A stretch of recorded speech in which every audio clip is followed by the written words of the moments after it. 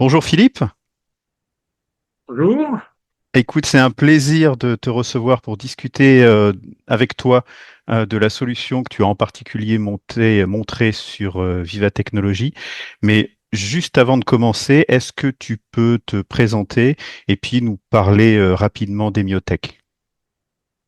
Alors, très rapidement, eh bien, moi, je suis issu de industrie automobile et pharmaceutique, où j'ai tenu des postes différents dans la maintenance avec des postes de responsabilité, jusqu'à devenir directeur des opérations.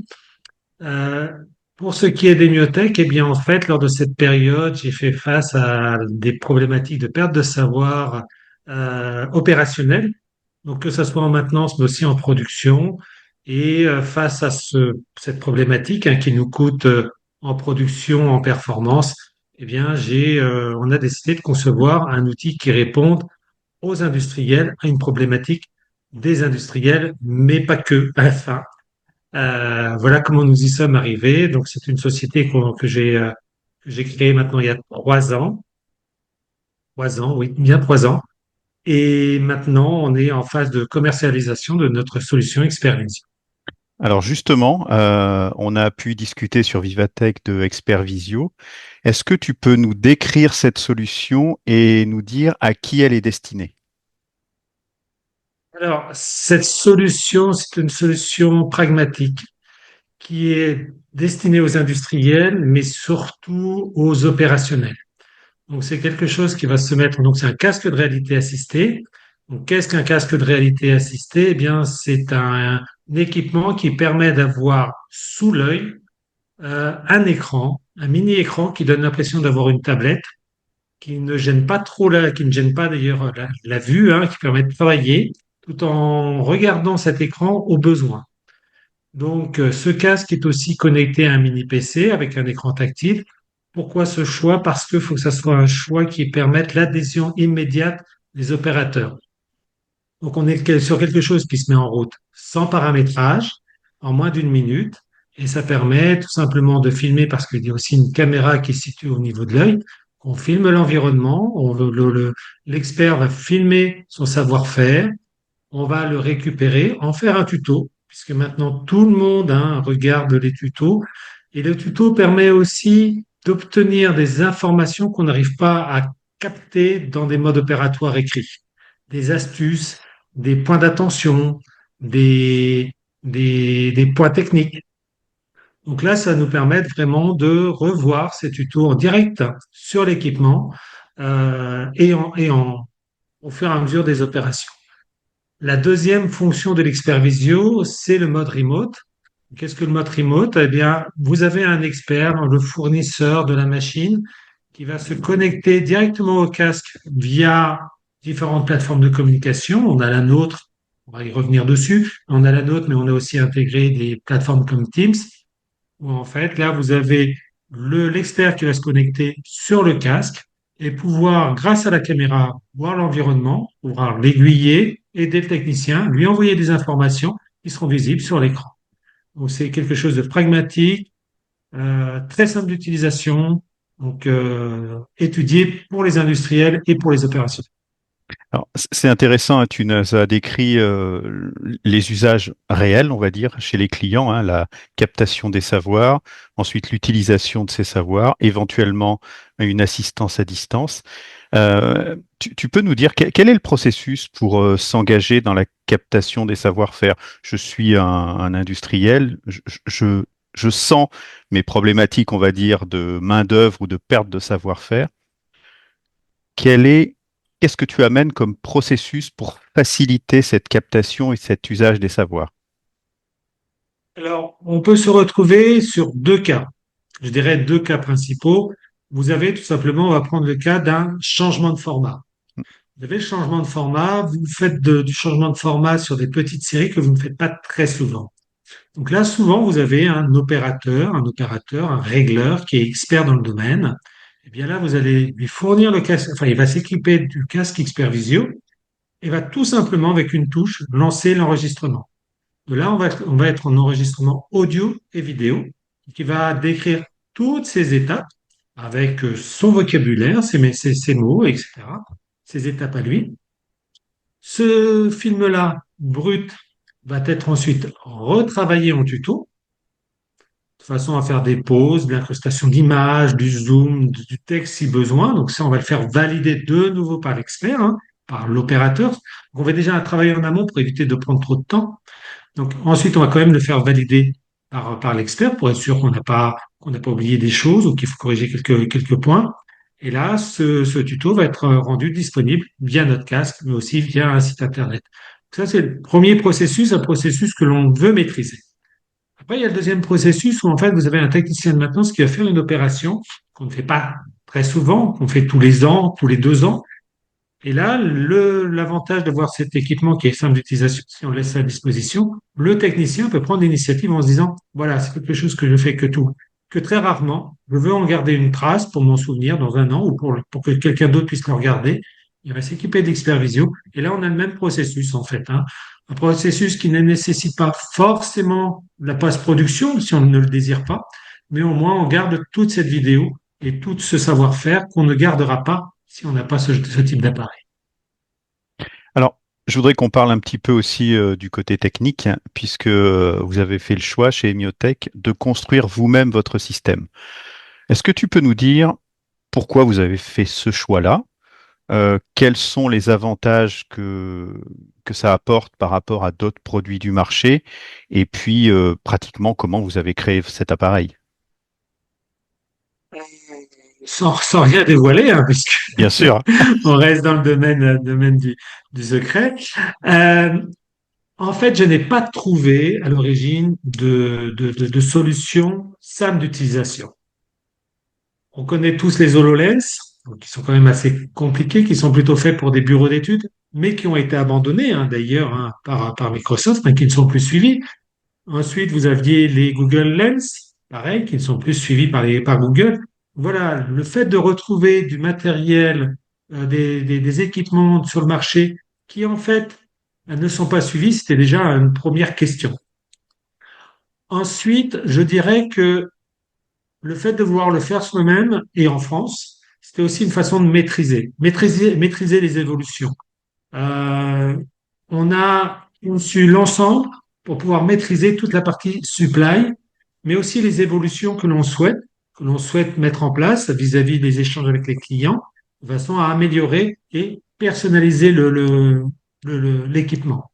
Parce que l'avantage, c'est que nous pouvons carrément, nous pouvons nous intégrer dans l'interface IT du client et dans son modèle. Ce qui n'aurait pas été possible si on achetait, si on faisait juste de la prise, de l'achat d'un casque. On est tout à fait limité par rapport à tout ça. Donc voilà le pourquoi, c'est de maîtriser que la partie software, hardware soit maîtrisée en interne pour pouvoir répondre aux exigences et aux besoins de chaque client. Alors, juste une question sans rentrer dans les détails techniques. Est-ce que ça a été compliqué de créer cet appareil ou est-ce que finalement aujourd'hui, enfin, avec les technologies à disposition, les fournisseurs, c'est assez simple? Je vous dirais 3 ans. 3 ans quand même. Je pense que ça donne la réponse. Non, non, il y a des vraies barrières technologiques à faire tomber de façon à pouvoir proposer un produit qui soit simple et qui permette cet échange. Donc oui, on a mis 3 ans. Donc voilà. D'accord. Après, on s'est fait aider. Enfin, on a bien sûr un partenaire en électronique pour la partie carte électronique qui a aussi travaillé dessus, mais lui-même, on a mis 3 ans ensemble, tout simplement. Voilà. Donc oui, il y a des barrières. Si on passe maintenant à un niveau peut-être un peu plus large, tu es allé discuter avec des entreprises. En fait, tu as fait ta carrière en industrie, donc tu connais bien le sujet. Comment tu évalues aujourd'hui la maturité numérique, entre guillemets, des entreprises auxquelles tu t'adresses? Comment elles voient le numérique? Comment elles voient les technologies immersives? Est-ce que c'est si évident pour elles? Non, non, je pense qu'en fait, de mon point de vue, il y a eu une inadéquation entre le besoin et ce qui a été proposé. Surtout pour les PME. Lorsqu'on parle de réalité virtuelle, on parle de projets de plusieurs centaines de milliers d'euros. Il faut tout virtualiser. Et là, vous êtes plutôt sur de la production grande échelle. Vous avez un intérêt. Et encore, faut-il pouvoir supporter des HoloLens. Je ne sais pas si vous avez essayé les HoloLens. moi, j'essaye de les utiliser et au bout de 10-20 minutes, ça devient très très vite compliqué. Donc voilà, il y a quand même aussi cette difficulté à supporter ce genre de composants. Donc on a ça qui a joué un peu en défaveur, moi j'oserais le dire, en défaveur des nouvelles solutions qui sont beaucoup plus pragmatiques et qui permettent de répondre au terrain. Voilà, c'est très bien pour certaines applications, les ingénieurs, les bureaux d'études, et là-dessus, c'est ce qui avait été mis en avant. Et donc là, on est face à ce dilemme où quand je vais présenter ma solution, eh bien, en fait, c'est d'abord une réticence, mais quand on essaye le casque, là, on change d'avis en se disant, oui, c'est simple, c'est léger, ça fonctionne. Et donc, je comprends à quoi ça va servir. Et justement, alors sans dévoiler des secrets commerciaux, hein, pour toi, quelles sont les bonnes pratiques justement pour faciliter ce déploiement, en particulier, comme on a dit, quand on parle de PME ou de PMI? L'échange, l'échange et le test, c'est vraiment ce qui facilite. C'est-à-dire que il est difficile de faire comprendre, enfin, même si tout le monde a tendance à se projeter avec, mais il faut échanger, le présenter, le faire essayer pour faire tomber les barrières. Donc en fait, oui, Voilà, vraiment tout expliquer à quoi simplement. ça sert, j'imagine, oui. Juste pour comprendre aussi comment tu vois le secteur, euh, tu as testé pas mal de solutions. Comment tu vois aujourd'hui l'évolution de ces technologies immersives? Est-ce que des innovations semblent plus utiles que d'autres pour toi? Comment tu vois un peu leur progression dans les quelques années à venir? Euh, Dans l'année à venir, moi, je pense que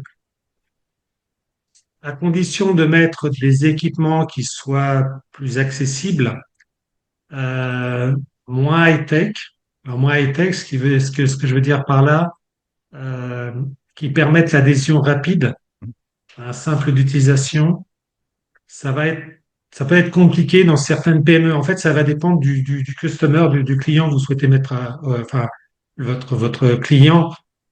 Mais moi, j'ai créé quelque chose qui est aussi fait pour les PME. Hmm. Donc, on n'a pas les mêmes besoins. Il faut pouvoir répondre aux besoins d'industriels. C'est pas répondre à une industrie. Imaginez que vous êtes capable de faire un produit pour toutes les industries. C'est une erreur. Chaque, chaque industrie, chaque client a son propre besoin. Et donc, il faut faire preuve de cette entente, de cette écoute et permettre de répondre à ce besoin en particulier, ce que ne permet pas les produits grande série. Voilà, customiser et répondre aux besoins, c'est ce qui permettra d'intégrer ce genre de technologie. Et si tu avais une question hein, hypothétique, mais si tu avais une baguette magique aujourd'hui qui te permette d'éliminer une contrainte, peut-être une contrainte technique, peut-être une contrainte logicielle, d'usage, je sais pas, tu éliminerais quoi tout de suite là? Le réseau, c'est-à-dire que le nombre de fois où vous avez des problématiques de réseau lorsque vous voulez communiquer, quand vous voulez communiquer dans les ateliers, c'est toujours c'est toujours la croix et la bannière. Donc, et vous avez auprès des industriels, Teams a un tel aura qu'il est difficile pour l'IT d'accepter d'ouvrir d'autres ports de Mm, communication. Et pourtant, Teams n'est pas un outil de vidéoconférence. mm. Donc voilà, il faudrait ou bien avoir un super réseau qui permet d'avoir toujours un flux vidéo et audio au top, ou alors accepter de d'ouvrir un certain port tout en étant protégé, hein, Mm. évidemment. On parle bien de cybersécurité, hein, ne pas les ouvrir n'importe comment. Mais voilà, c'est la baguette magique qu'il faudrait pour que l'adhésion soit plus facile. Et pour terminer, est-ce que tu peux nous parler des prochaines étapes? Alors pour Emiotech peut-être, et puis pour Expert Visio. Les prochaines étapes, là, on est en pleine commercialisation, donc on va délivrer des casques chez nos clients au mois, enfin, sont en cours, là. C'est en cours. Donc là, on va avoir des retours. Hein, l'intérêt aussi de notre part, c'est même si on a un produit fini, on va pouvoir avoir un retour de Mm. plus longue période et pouvoir modifier, puisque notre produit, en fait, dans notre mise à disposition, on a aussi les évolutions qui sont garanties, qu'on va pouvoir le faire évoluer et poursuivre, avoir vraiment des références qui font que les industriels se bousculeront à notre porte. Bah, écoute Philippe, c'est tout ce que je vous souhaite pour Expert Visio. Merci beaucoup pour cette description et cette discussion. Et puis évidemment, on mettra dans l'article et puis sous la vidéo les liens pour aller directement voir le produit sur le site d'Emiotech. Merci beaucoup. Très bien. Ben, merci à toi, Grégory. À bientôt.